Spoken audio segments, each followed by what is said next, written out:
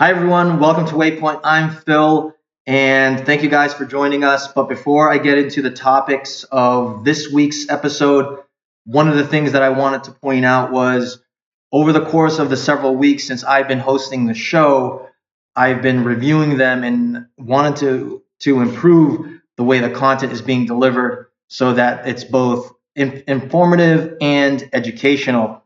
So as we move forward, one of the things that I really am going to be doing is reconstructing, rebranding, all that kind of stuff to make sure that both the content as well as the visuals are as appealing to the viewers.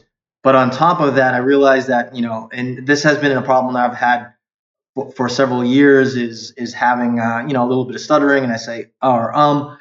So that is also something that I'm working on, and which is one of my main goals moving forward, is to improve the way I deliver the message that I believe is important and fun for people that are viewing. With that being said, as you can see in the background, I actually just have a LibreOffice Impress presentation in the background that I'll be cleaning up as we move forward into the future. But with all that being said, let's just get right into the content of the video. So what are the topics that we're going to be talking about? And for the first one, the travelogue, we're actually not going to be doing the travelogue portion in this video. And part of the reason for that was because I spent some time in Guayaquil over the course of the weekend and actually recorded a quick tour of the Airbnb that we stayed at. So that's just going to be a separate video. And I think it's going to be a good little break from the content that we typically have on a Monday, and then move that over to definitely, I will post a video before Friday in regards to that tour of the Airbnb. You don't want to miss it because it was a really great spot, and it was a very nice place that we stayed at. The next part is the not financial advice, which is actually going to be the bigger part of this particular episode, where last week we talked about one company, and this week we're going to talk about another one, and one that you've probably heard on numerous occasions. At least Cruz and I would talk about, here and there, is NWBO, which is Northwest Biotherapeutics. They're based out of Maryland, and they're a publicly traded company that I think requires a little bit more discussion so that we can better understand whether or not this is going to be a good investment for the short or long term, whatever your goal is. The next part is movies. I know it seems kind of vague, but we're going to be talking about that in a little bit more detail, and we'll somehow make it so that it's relatable. Or I have reasons for making it relatable to not financial advice. And then what's also going to be relatable is social media and how this is impacting things like investing, as well as kind of all these different activities that's been occurring that I think needs to be brought up, both the good and the bad, when we're considering the consuming of content from social media. And obviously, to help the algorithms for the YouTube channel, make sure that you like, subscribe, and leave a comment in the comments section. So the first thing that I want to talk about with the not financial advice is looking at NWBO's positive side. And one of the critical aspects that, or I should say, the critical catalyst that I think is going to help propel NWBO to a higher price target is that the UK factory is nearing completion, at least from the previous press that they released about a little over 2 months ago, that draws a little bit of attention on what's going on there. And keep in mind, too, this company does not provide a lot of press or updates in regards to what types of activities that are occurring. But this is obviously a positive sign that we can look at, or at least put in our little box of information on deciding on whether or not it's going to be a company that we want to put some risk into. So I have purchased a Flaxworks here, but it's actually Flaskworks. And this is a company that supposedly is going to enable NWO to manufacture their drug much better than if they didn't have it. It's actually a company that was based out of Massachusetts, and I believe that the purchase price itself was somewhere in the $1 million range. So a small company based out of Massachusetts, but they seem to have some IP that's going to be beneficial to the development of the drug that NWO plans to manufacture in the UK. And what I'm going to do is I'm going to pull up the press release here so that you guys can see it. And again, I actually pull this up so that you guys can see. And obviously, you can visit the Northwest Biotherapeutics website to be able to dig a little bit deeper. But they're so Flaxworks is a breakthrough automation technology for cell therapy products to enable scale-up production volumes and reduction of production costs. So it's something to keep in mind if, again, looking at some of the positive aspects of why you would get into Northwest Biotherapeutics. And this one's a pretty critical one. So NWBO's price has stayed above the dollar range for quite some time now, at least over a year. And it was quite different, a little bit over a year and a half ago. The price was ranging from 17 cents to about 30 cents. So it's moved up pretty dramatically and actually changed the value of the company. I want to say it's closer towards $1 billion now, just on that change alone. So I think that's a very positive thing. On top of that, the volume of activity that's been going on for buying and selling of the stock has stayed within a relatively close range.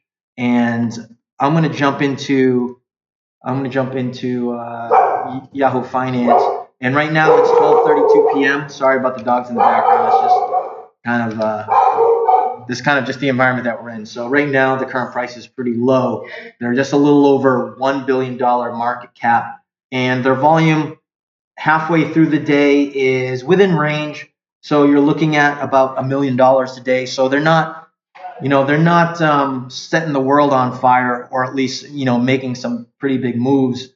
And they have been in a kind of a low decline. And part of the reason for that, I believe, is actually has to do with some of the low.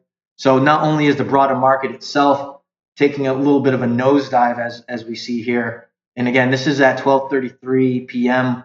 The S&P is almost 2% down. The Dow 2.5%, and the Nasdaq 1.3%, and crude oil down 6.74%. So it's what we're seeing is just kind of I think maybe some of the comments that Powell made about the economy might be shifting a little bit of the gears, or a little bit of fear is starting to kind of move through social circles.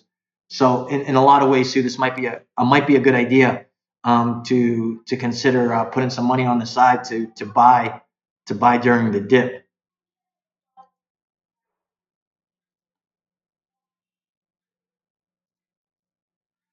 Oh, as I've discussed earlier, I went a little bit ahead there, but the stock price has been above $1, as mentioned, which is a pretty good thing. But it has been on a little bit of a downward trend in the past couple of months, and a lot of it has to do, in my opinion, with a lot of the different news that comes out or hasn't come out with a company like NWBO, where they really have an extended period of time where they're not providing much information in regards to what type of activity is occurring within their company. But we're here to assume that things are moving along as planned, as starting up a factory to produce drugs is no small feat.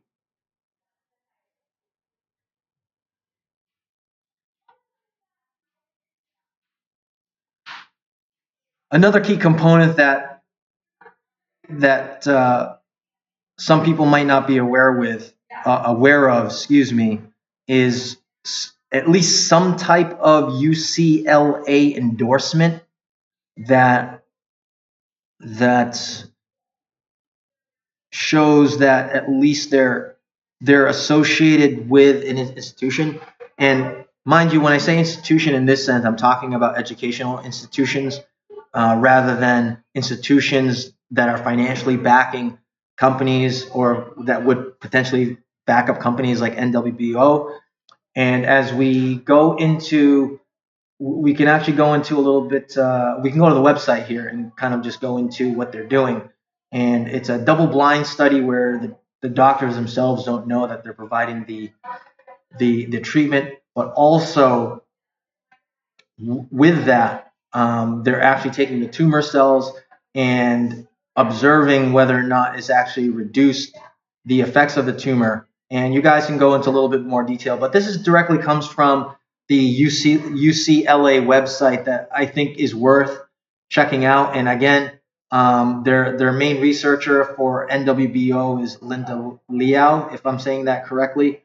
And this is always a positive sign. I want to say that last year this was posted, or at least I've heard about it. So it's something to kind of keep track of as we progress forward. And before I actually get to the next portion of the video, and you'll have to excuse because next door they have guests here. Lucia has her friend from Suiza, or Suiza. I said it at the Spanish version. Lives in Switzerland with her husband, and they're here visiting.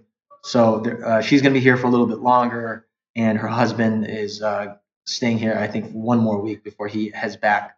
So they're spending a little bit of time together, so that's a really great thing. But that digression was just to describe why there might be some talking in the background, and if that distracts you, I'm sorry, because I try to do this at one take to be able to deliver this information.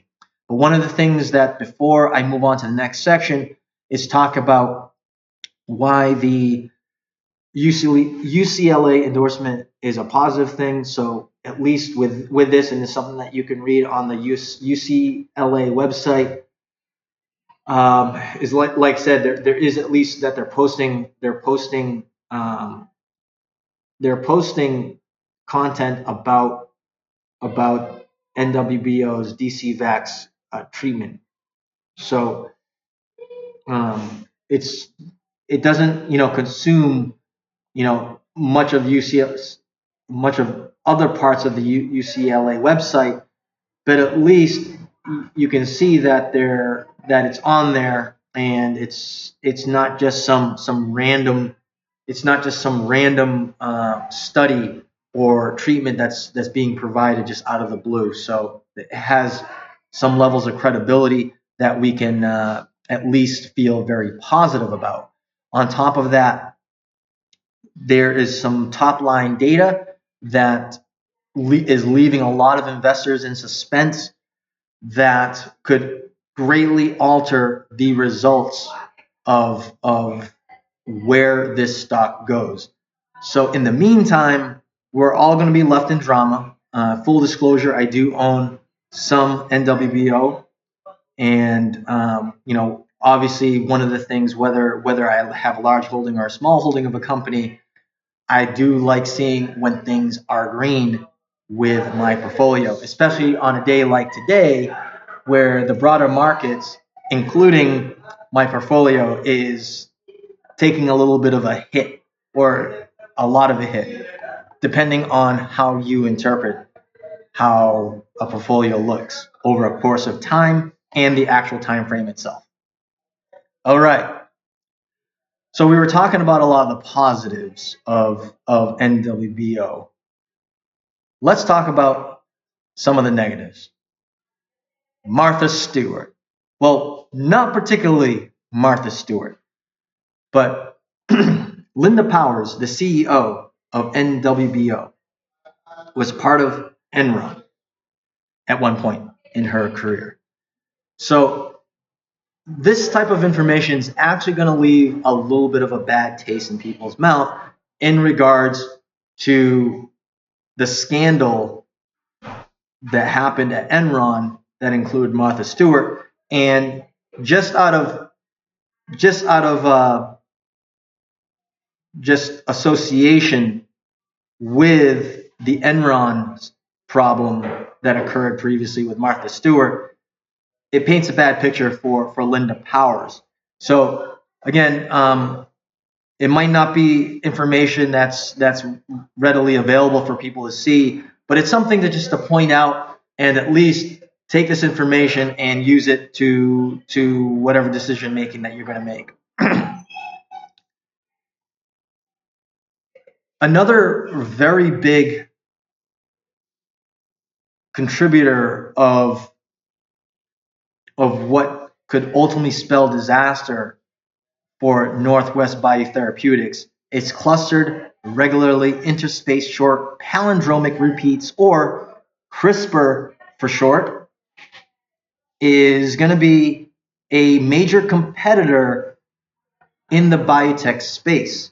And if you guys have been following anything that Kathy Wood has been doing or is invested in with her portfolios, then you know that CRISPR is a very big part of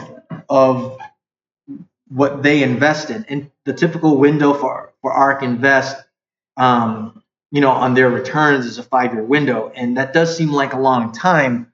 However, it's what's hot right now in regards to biotech firms, essentially working directly in the genetic code to improve the livelihood or to improve the health of people. So if you're familiar with the medications that were for certain sicknesses, some of the technology uses this type of the clustered regularly interspaced short palindromic repeats. I mean, that's a whole mouthful. So we'll make it short and call it CRISPR. So something to keep in mind. For those fundamentalists out there, a big thing that you guys are probably going to be focused on is revenue. Now, during the Trump administration, Trump actually passed a bill called the Right to Try to enable people to use experimental drugs that don't pass the typical system that the FDA, I guess, imposes to make sure that they're safe to deliver to users. Well, one of the situation with that, an NWBO could be a recipient of some of those people that are using this treatment. Well, they get directly funded because insurance companies typically will not cover or don't cover. I'm not a legal advisor, so this is not legal advice. But based on what I've read, it's showing that, and on top of the meeting that I did attend with NWBO in a previous time frame, which was the time when Trump was in office. And this is not a political statement by any regard, but one of the things that you have to keep in mind that a treatment like this is a 6-figure treatment over a course of several years, and it's typically out of pocket because insurance companies don't cover it. So they are getting some revenue from that, but as far as revenue outside of that paradigm, it's really slim to none, and a lot of it comes from dilution of shares over the course of the years. And one of the things that I should point out about NWBO, at one point, and we're going to go to the max here, at one point, this stock was somewhere in the $1,000 range, and then took a huge nosedive down pretty significantly as it traversed over 2 figures down to 1, and then down into the really low penny stock range over the course of time frame. And a lot of it, I believe, comes from the exhaustion that comes with investing long term for unicorn biotech stocks like this, where a large majority of the years prior to getting out to market, there's a lot of R&D involved, and it's basically going to take some time for a lot of those treatments to pass the requirements, at least for this company, at least for this company, that they can effectively get out to market with a safe product. So this is going to jump right into the next portion of the negative side of NWO. So like I said before, it might have scared a lot of investors over the course of the years. Not only did the stock price suffer, but on top of that, with the share dilution, basically they issue more shares so that they can keep the lights on for the company. And because it's traded on the OTC, the over-the-counter market, it doesn't attract institutional buyers. On top of that, the volume and price is not attractive for an institutional buyer to jump in. And that in itself is a very negative side effect. Again, if you compare SYBX from the previous discussion that I had last week, and then you go into NWBO, they're both two different beasts. One of the main differences and what could be a positive catalyst in regards to making a decision on whether or not a company is good, while it's not the end-all be-all to suggest that a company is going to do well, but at the same time, we also have to take into consideration that if there are large institutions putting in money into a company, then at least that could give you confidence that they're on the hook, right, of making an investment in the hopes of getting a return. So in that same way, a lot of times it's really good to pay attention to what the bigger institutions are doing so that you can sort of mimic some of the things that they're doing. And again, like a prime example of this is Cathie Wood's ARK Invest, where she invests in a lot of biotech firms that are in the CRISPR space. So in effect, it's, she's sort of a celebrity, but on top of that, it's created a little bit more hype in regards to that industry growing, or that portion of the biotech industry growing, at the expense of what's going on to a company like NWBO that doesn't get the same amount of exposure and excitement that these other companies might have. So something to keep in mind, but it is, a catalyst that would help propel this company, whether or not in the near future they get past certain phases of the FDA process. So enough about NWBO. Well, what about movies? As you know, we've been talking about AMC quite loosely for this channel. And full disclosure, I do own AMC, and I am a little bit sad about what's been going on with the company currently, at least for the stock price. But a lot of it comes with just waiting for the right catalyst to, once the stock reaches its price target that I like, is when I'll consider selling. But an interesting thing that came up over the last week was this thing called Ape Fest, and it's kind of shrouded in mystery. And several of the YouTubers whose channels have grown pretty quickly in the last 6 months in regards to this whole AMC saga continuing. Some of them have actually, in some regards, endorsed Ape Fest.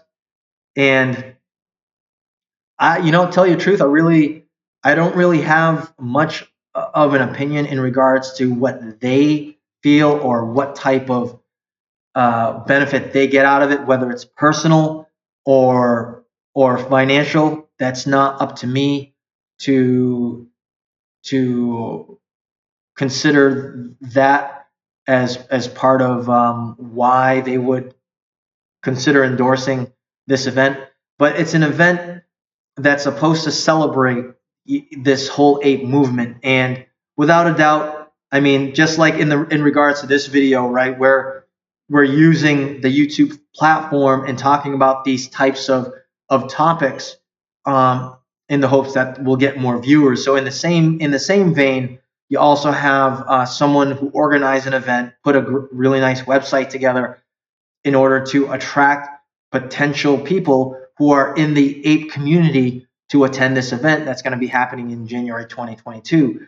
Now, some of the controversy that comes with endorsing or allegedly supporting this type of event is that, everyone, that the movement is really putting the cart before the horse, where we're not in that stage yet where the mother of all squeezes is happening.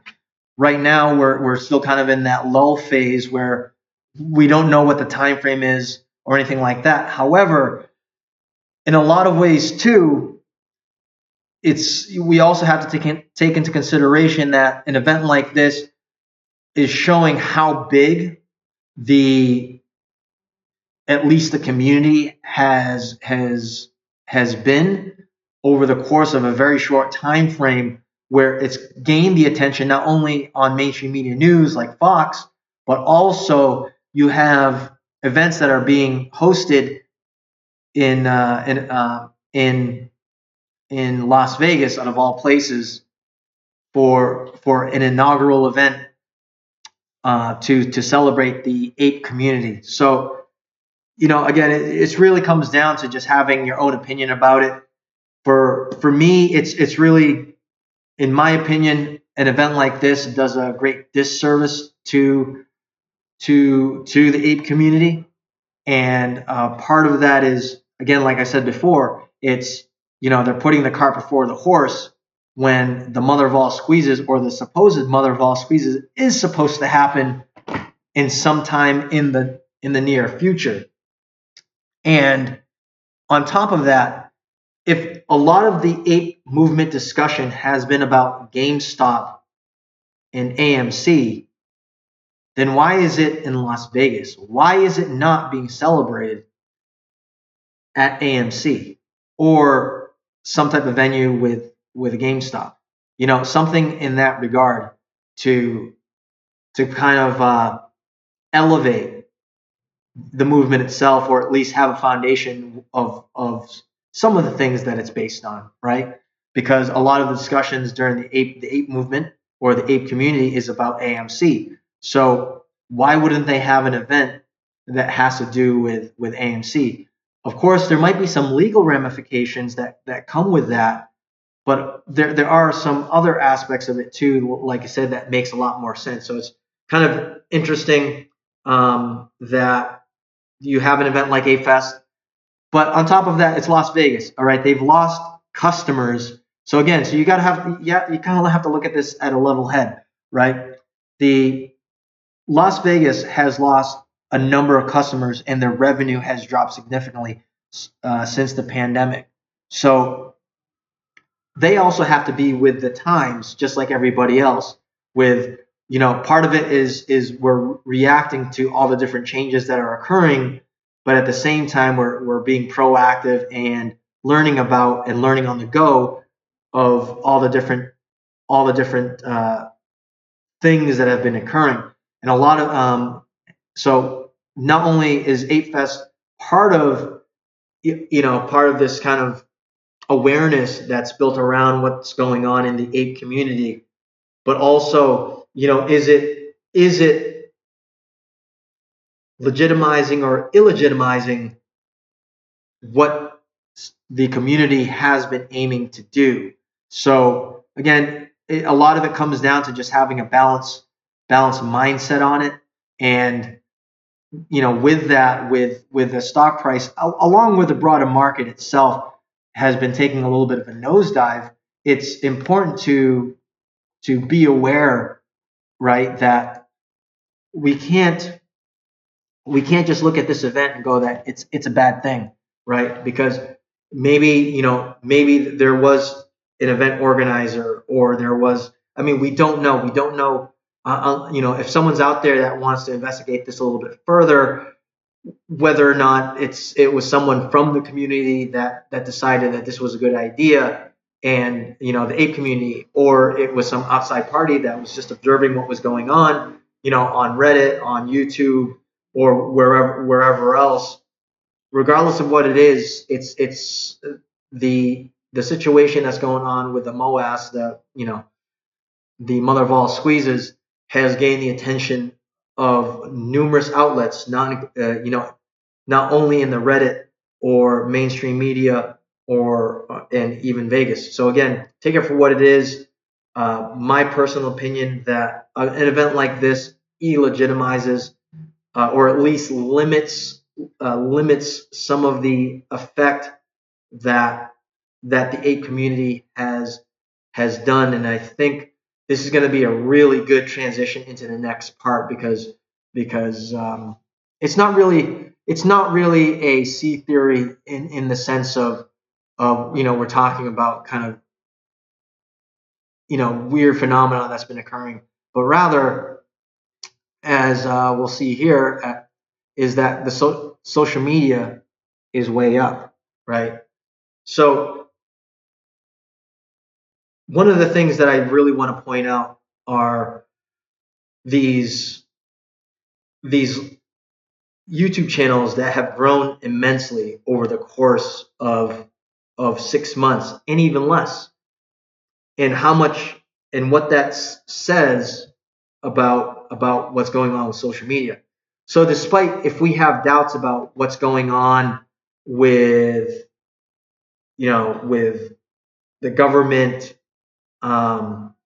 technology as a platform, we can't get away from the fact that social media itself has increased in their engagement of people that are either looking for confirmation bias, whatever your beliefs are, but at the same side, because a lot of us need our outlets to be able to express what our beliefs are, and a lot of it too is to maintain our own echo chambers of what we believe. And I think that in itself is one of the contributing factors of the things like the 8 Fest, and why some of these growing YouTube channels, or these channels, have grown pretty immensely in a very short period of time.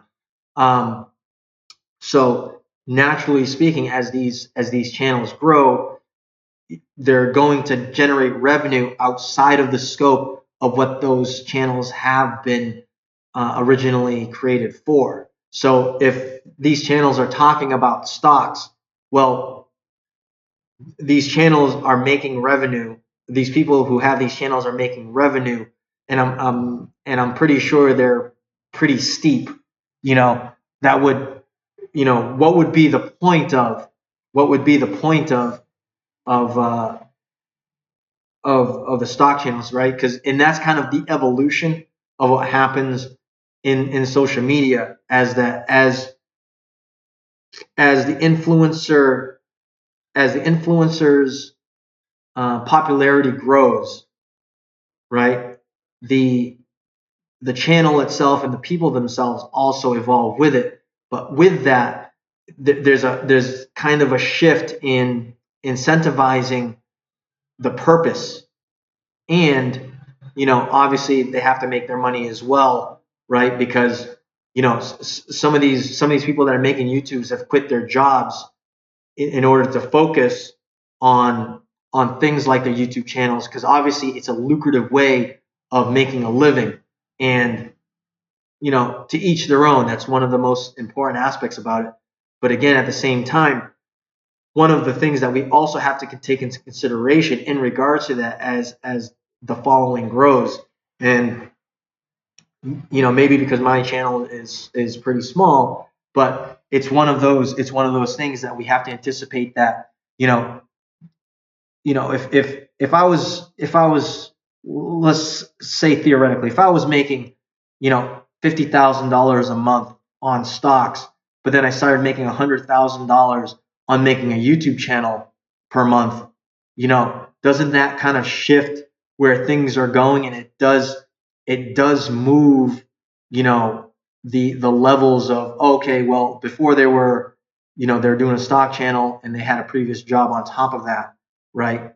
And then now they're focused on that YouTube channel. So obviously where that income stream is coming from has shifted, and that in itself too will shift the direction of where some of these channels go. But with social media, it's those are examples of the amount of engagement people have on the social media platforms, whether it's Twitter, whether it's Facebook, whether it's Reddit. People are on there and being active, or at least passively looking at the things that are on there so that they can, research whatever that they're doing. And sometimes, believe it or not, it's actually a little bit faster to be able to get information off of a discussion in Reddit, because other people are doing the same thing. So it's almost like a community. It's a community driven. It's a community driven movement that people are participating, and some of it too is that these social media influencers are kind of the messengers, or they're compiling a lot of this information that they also acquire and things like that, and engaging with the community as well. So it's kind of it's a system that continuously feeds itself, and eventually everyone becomes part of their own echo chamber, and it becomes tougher and tougher to branch out into different viewpoints and ideas, because we're so heavily invested in our own perspective. And that comes along the line of what's going on with social media and, some of these channels out there. I think it's safe to say, for anyone that's following content, whether it's on the news by mainstream media or social media with social media influencers, we have to take into consideration, what's the personal financial benefit that whoever is the creator, or it's a company, creating something, what's their benefit, right? And in the same token, as you view this video and the channel moving forward, as we hope you would, you have to take into consideration of what the personal benefits are, and what are the economic benefits that come with, things like the potential of making a revenue stream out of a YouTube channel. And that in itself will attract, companies that want to promote their product or services, to be able, to be able to reach potential customers. A prime example of this is Webull.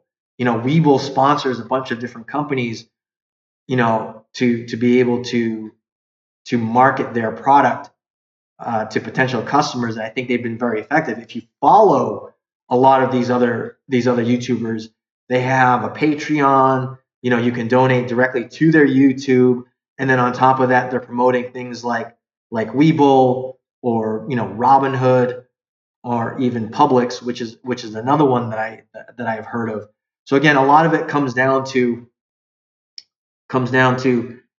the personal and financial incentives that people will have, right? And whether or not the trades or Matt Kors or the Mask Investor, whoever it is that anyone is following, or DFV. I'm not going to say his name. The people who are following these people, including, you should hold this channel to that standard as well, is that you have to take everything with a grain of salt. And like I said, you have to take into consideration the personal benefit that a person putting the video together, but also their economic benefit. And there's a lot of other aspects that come with that. But social media engagement is way up. So if you are someone who watches regular news and you catch something, a tidbit of information that sparks your interest, there's a good portion of time that you're gonna Google it or DuckDuckGo it or anything like that, but you're gonna go on one of these other platforms or one of these ecosystems to be able to get information that might help you learn a little bit more. So at the same side, right? We want to have cTheories that maybe some of our opinions might be getting shut down.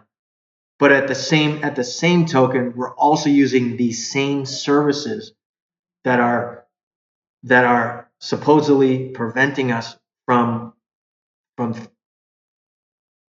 gathering this type of information or being able to disseminate it. So what is this? What are we to do? What are we to do? A lot of it is, comes down to, I guess, we can't really shut down our own beliefs, but I guess we have to evolve with what's going on with how these ecosystems are. It's kind of like if it's a lot of it now. Social media seems like it's in that arena where it becomes more of a necessity, or it'll eventually become more of a necessity, which more than likely is the aim. If you guys ever read 0 to 1 by Peter Thiel, you would understand that the goal for companies or large companies is actually a monopoly. So, but that also comes with the ability to be able to provide a product or service that's bar none better than the next company and whatnot. But,